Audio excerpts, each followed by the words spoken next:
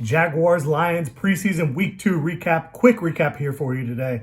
Deeper dives are going to be coming later on, probably tomorrow. 12-0 halftime lead for the Jaguars. 2 Brandon McManus field goals and a Parker Washington touchdowns turned into a 25-7 win. Another convincing win for the Jaguars in preseason. The backups have looked really good throughout the preseason so far for them. I think Jeremiah Ledbetter was probably the early MVP for the Jaguars in this one. You had Foley Fatukasi go down in joint practices. You need someone to step up and play some good football behind him. I think Jeremiah Ledbetter is proving that he can be that guy. He had a sack, he had a forced fumble, a stuff on third down as well. You saw Caleb Johnson out there making some plays, fighting for a linebacker job with the Jaguars, including that fumble recovery and return where he had a little bit of a slip up, but still a good play by him overall. Again, thanks to Jeremiah Ledbetter. Kayvon Chaisson, pretty crazy game for him. He was in the backfield a ton, but where did he really make an impact in the backfield? Tough to see. I mean, I'm going to have to go back and watch this one before I really evaluate Kayvon Chaisson's play. But again, you saw him in the backfield a ton, just not really making a big impact, missing some tackles,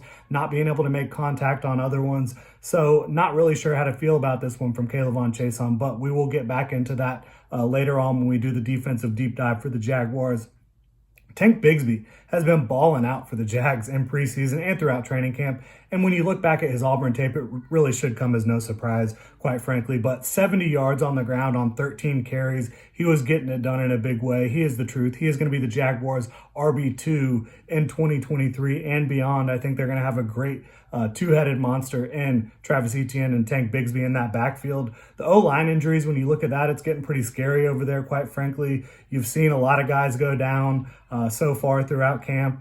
But you also saw Cooper Hodges today with an ankle. Blake Hance went down, then he was able to come back to the sideline. He looks like he's okay, but then Brewer got hurt with a shoulder. You've seen a lot of shoulder injuries for the Jaguars so far. Just a lot of injuries along that offensive line, and you already know that Cam Robinson is unavailable for the first 4 weeks of the regular season. So a little bit of concern there. We'll see how it all plays out on the offensive line, but definitely keep an eye on that. Brenton Strange, he has been awesome, the Jaguars' second-round pick at tight end.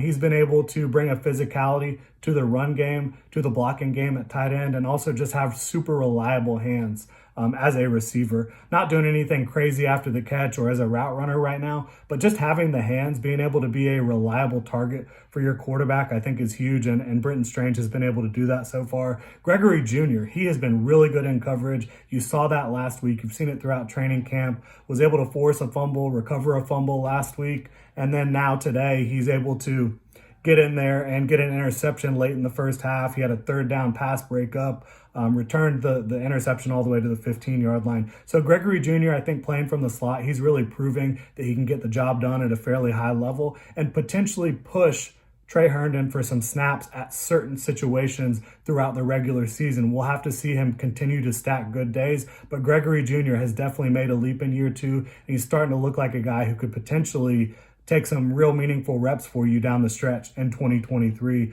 Parker Washington was able to score a touchdown as a receiver. Good for him. He's a high-quality receiver. The Jaguars got a steal by landing him in day 3 of the draft there with Parker Washington. But Parker Washington had really good footwork on that touchdown, was able to race towards the end zone. He did have the punt return muff there, but overall, he's been really good on punt return and kick return so far, so I don't think you have like a big issue there.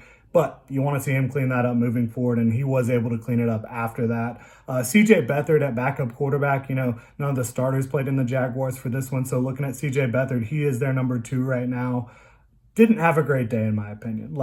I think you saw him make a couple plays, miss a couple more plays that you would have liked to see him make, and then not really have that internal clock going off. I think that pressure was getting to him too often, and a lot of times it wasn't just a quick pressure. It was C.J. Beathard holding onto the football, not moving, not getting out of the way, not getting the football off. So I think you want to see C.J. Beathard play better than he did today. We'll see. Are they going to really have Nathan Rourke push C.J. Beathard for the QB2 job? That would kind of surprise me. We'll see how it plays out. Elijah Cooks, awesome day for him. Big play on a slant where he was able to get upfield after the catch. Physical as hell on that run. 48 yards. Absolutely love that. Then a big-time contested catch for Elijah Cooks down the field for another first down. I say cut him loose at your own peril if you're the Jaguars. I would not be moving up from Elijah Cooks, if I was the Jaguars coaching staff. But again, we will see how this wide receiver room shakes out, because there's a lot of talent competing for very few spots right now at wide receiver.